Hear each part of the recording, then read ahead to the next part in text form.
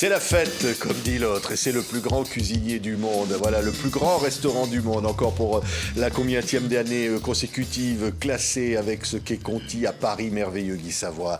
Et puis, alors un événement, Guy, c'est la première fois qu'un chef cuisinier rentre à l'Académie des Beaux-Arts. C'est la reconnaissance de la gastronomie comme un fait culturel. Oui, c'est une élection. Cette élection, c'est les artistes qui la font. Et c'est vrai que lorsqu'on m'a suggéré de poser ma candidature parce que je pouvais faire entrer la cuisine, donc la gastronomie, donc l'art de vivre à la française, à l'Institut par l'Académie des Beaux-Arts, c'est vrai que j'ai fait campagne, et puis cette campagne a marché, puisqu'elle a débouché sur cette élection. Mais cette campagne, elle a démarré en fait il y a une quinzaine d'années, lorsque j'ai participé aux côtés de Jean-Robert Pitt à la mission qui s'est occupée de faire inscrire le repas gastronomique des Français au patrimoine immatériel de l'UNESCO. Donc et c'est là qu'on a commencé à regarder que les habitudes alimentaires des Français étaient singulières, pérennes, et qu'il fallait les inscrire d'abord au patrimoine. Il faut les protéger, c'est-à-dire qu'en fait, c'est remarquable. Oui. C'est remarquable, mais nous, on ne s'en rend pas compte puisqu'on a ça au quotidien.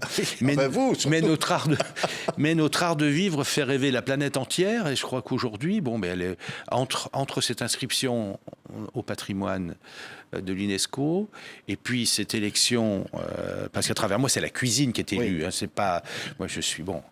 Je suis le candidat, le plus grand cuisinier du monde. Je suis le candidat présenté et présent maintenant, et élu à l'Académie. Et c'est vrai que c'est une belle avancée, une belle avancée pour la gastronomie, une très belle avancée pour l'art de vivre à la française. Je crois on a placé, on vient de placer la cuisine au niveau des arts. Moi qui ai toujours pensé que c'était un artisanat. Alors, je vais dire que c'est un artisanat d'art. Oui, mais l'artisanat, c'est beau aussi. C'est beau, c'est avec les mains. Surtout en ce moment, on peut faire des cathédrales, on peut faire Notre-Dame avec ses mains. On a vu justement avec cet événement sublime de la rouverture de Notre-Dame, quand on a vu le travail de tous ces artisans, de tous ces savoir-faire qui, pour la plupart, sont uniquement français. Oui. Donc, et ça, parce qu'on va parler de ce bouquin, Guy Savoy, Cuisine des écrivains du XVIIIe siècle, qui fait suite au XVIe, au XVIIe siècle. C'est chez Hercher. C'est un très beau livre. Hein. Vraiment, c'est un cadeau magnifique à faire. C'est incroyable de voir qu'à travers les siècles, la gastronomie est là. Mais oui, mais les écrivains, en fait, ont raconté l'histoire de la cuisine, l'histoire de la gastronomie dans leurs écrits. Et on s'aperçoit que quel que soit le siècle, nous on a commencé avec Anne Martinetti et Gilles Chénaud, on a commencé par le XVIe, le XVIIe, là vient de sortir XVIIIe. Ces écrivains ont fait des chroniques formidables de la vie quotidienne, et dans cette vie quotidienne, il y a toutes ces habitudes qu'on va tout simplement dire habitudes alimentaires. Alors, et on voit la progression. Là, on voit bien le lien. Alors là, pour le coup, avec la littérature. Absolument, c'est un pont entre littérature et cuisine. Moi, j'aurais bien aimé qu'on m'enseigne la littérature à travers tous les écrits de cuisine. Voilà, c'est un angle d'approche qui peut-être en tout cas, moi qui m'a séduit, moi qui ne m'intéressais pas vraiment à la littérature, avec l'angle pris par cette collection, j'ai appris beaucoup de choses. J'ai les 3 volumes, regardez, réunis là, vous avez tous les siècles. Alors, il y a des photos extraordinaires, on va en voir défiler quelques-unes. Des plats, et puis des tableaux. Et des planches, et puis, absolument. On voit évidemment surgir les écrivains les plus célèbres. Hein. Ça va du Marquis de Sade, Beaumarchais, Casanova, bien sûr. De Staël. Il y a vraiment là quelque chose qui parle de l'histoire, de l'art et de la gastronomie. De la vie au quotidien. C'est là qu'on s'aperçoit que Voltaire avait fait de son domaine à la frontière suisse, il avait fait pratiquement une ferme, quoi. Et puis, ses déjeuners, ses dîners étaient très prisés, on l'appelait volontiers l'auberge. Jean-Jacques Rousseau aussi, de ses randonnées, il ramenait plein de choses. D'ailleurs, je me souviens, il y a un plat de champignons pour Jean-Jacques Rousseau, parce qu'il a forcément trouvé des champignons lors de ses grandes marches, tout ça. Et Casanova qui disait en fait que le dîner était principal préliminaire aux aventures galantes. Oui. Donc voilà, moi ça me va bien tout ça. Ça vous va? Moi ça me va bien sûr, un restaurant qui soit... Faut dire que c'est les plaisirs de la chair. Absolument, absolument. Et là, bon, on parle de ça parce que c'est vrai que c'est un plaisir absolu. Mais on voit l'inventivité gastronomique. Hein. On va voir, on voit les recettes qui passent. On voit la ferveur. Vous savez qu'au 18e, bon, surtout à la fin du 18e, le début du 18e était malheureusement marqué par des famines, mais à la fin du 18e, on sait que les cuisiniers sont prisés dans toutes les cours d'Europe. Il est bon ton d'avoir un cuisinier.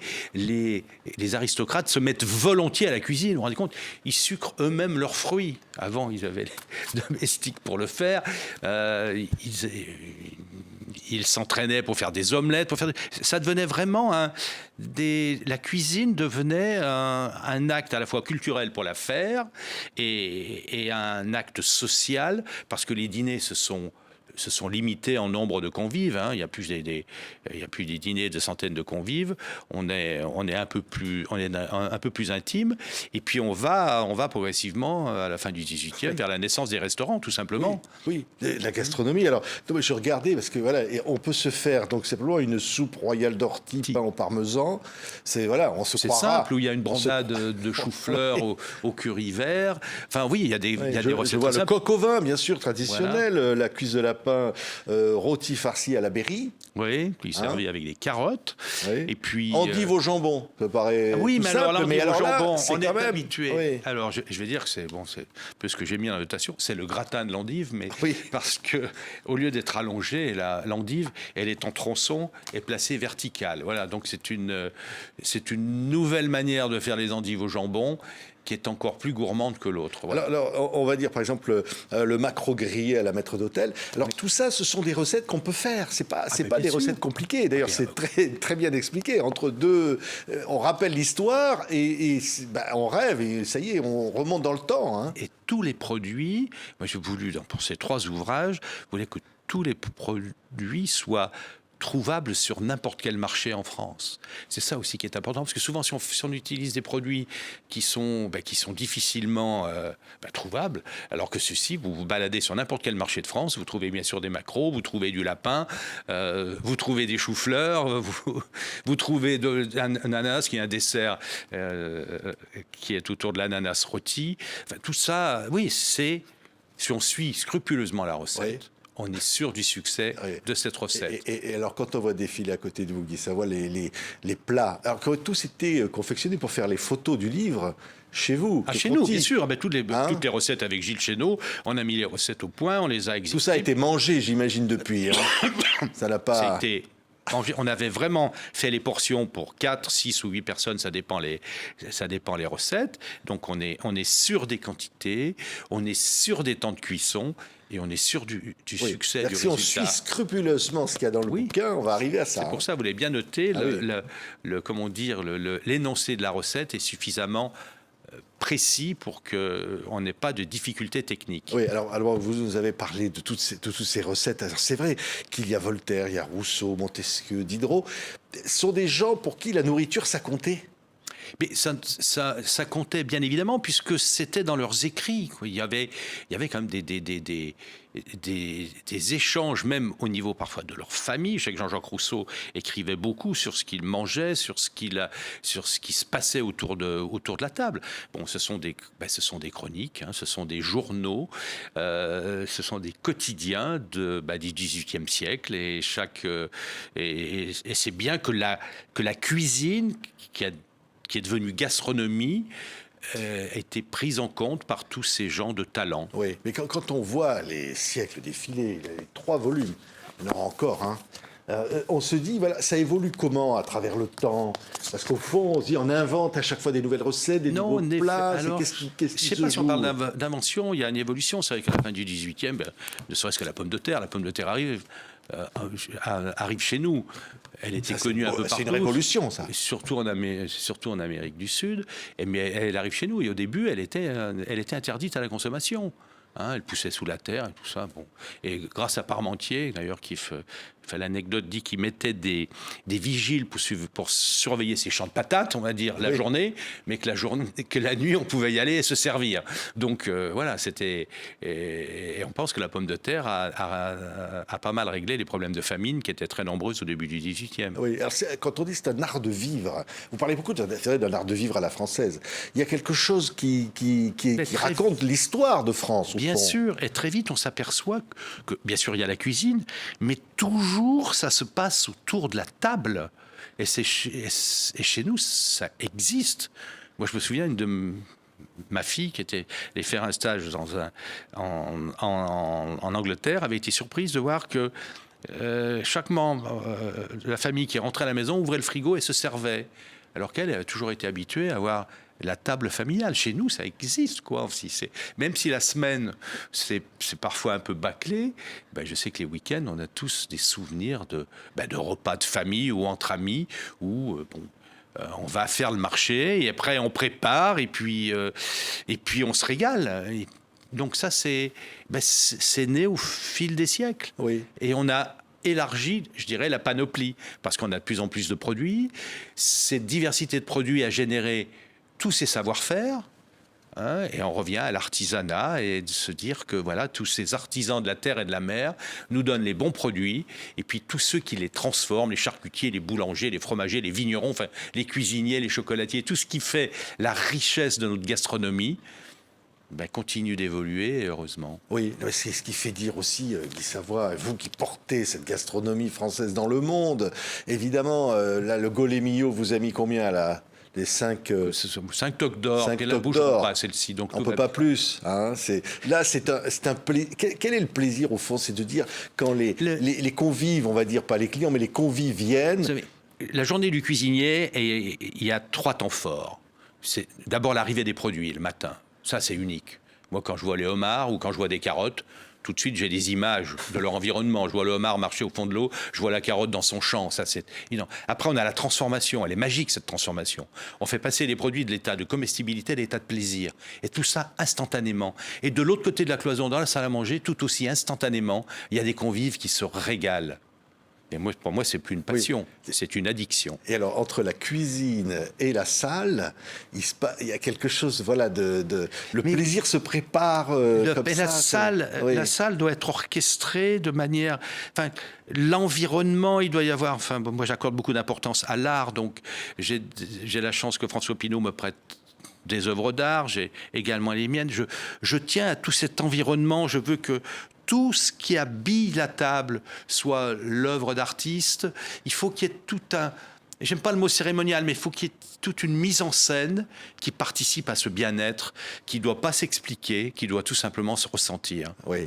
Mais alors, quand vous disiez, c'est vrai, patrimoine immatériel, mais c'est vrai qu'il n'y a rien de plus fragile que quelque chose d'immatériel. C'est-à-dire qu'il faut le réinventer. C'est vos mains qui le créent, ce patrimoine, qui le recréent en permanence. Et donc, c'est fragile. On se dit, ça ne peut pas disparaître. Mais alors, bien sûr que chaque repas est éphémère, mais on a quand même, heureusement chez nous, enfin en tout cas 3 repas, enfin deux principaux, les déjeuners et les dîners. Mais oui, c'est de faire en sorte que c'est éphémère. C'est ce que m'a dit un jour un convive. Il m'a dit, vous les cuisiniers, vous rendez l'éphémère inoubliable. Donc voilà, rendons cet éphémère inoubliable. Il faut que cette singularité soit pérenne et que dans des siècles, on soit encore toujours le pays de la gastronomie. Oui, et ce qui est pérenne, c'est un bouquin, par exemple. Absolument. Ça, dans des siècles encore, il sera toujours regardé sur l'étagère. Hein, et qu'est-ce qu'on fait pour Noël, jour de l'an? Qu'est-ce qu'on peut manger en résumé, très vite? En résumé, très vite. Si on veut se faire plaisir, sans être conventionnel. Bien sûr, pour les fêtes de fin d'année, moi, je privilégie les volailles, mais toutes les volailles. Depuis la pintade, en passant par la poularde, le chapon, bien sûr, la dinde et l'oie. Je trouve que la l'oie sur une table... Si vous n'êtes pas très nombreux, l'oie, c'est plus adapté que la dinde, où il faut quand même être un certain nombre. Et puis, ça dépend des plats que vous avez fait avant ce plat principal. Et la dinde, alors la dinde, plutôt que de la faire rôtir, essayez de la cuire comme un pot-au-feu. C'est-à-dire, vous allez la faire au courbouillon avec tous les légumes du pot-au-feu et vous pouvez à la fin l'agrémenter simplement avec ce bouillon de pot-au-feu dans lequel vous aurez mis un petit peu de jus de truffe et un peu de truffe hachée. Voilà, vous lui aurez donné un air de fête et puis elle reste moelleuse en étant pochée. Voilà. Et un dessert, un petit dessert quand même. Allez, l'ananas rôti du livre. L'ananas rôti. Ah oui, on a vu la photo tout à l'heure. Absolument. Non mais c'est dingue, dans la casserole comme ça, voilà, regardez l'ananas là. Ouais. Vous n'avez pas envie d'y aller manger ça? Ben, bien sûr. Hein? Bien sûr, il y a des raisins, des raisins secs et tout, de la vanille. Et après, on peut mettre tout ce qu'on veut autour, de la glace, enfin bon, glace, sorbet, tout ça. 5 toques au Golemillo, élu à l'Académie des Beaux-Arts, Guy Savoie, plus grand restaurant du monde pour la 7e année consécutive et auteur de ce livre magnifique, 18e siècle, La cuisine des écrivains, ou plutôt Guy Savoie cuisine les écrivains, cher. Merci. Belle année, que l'année prochaine soit encore aussi belle que celle d'avant. C'est mon souhait, voilà, donc, et je vous le souhaite également. Et bon appétit. Puis à tous nos téléspectateurs également. Voilà. Ouais, et beaucoup de bonheur. Merci Guy Savoie d'avoir été là. Merci infiniment, merci à vous.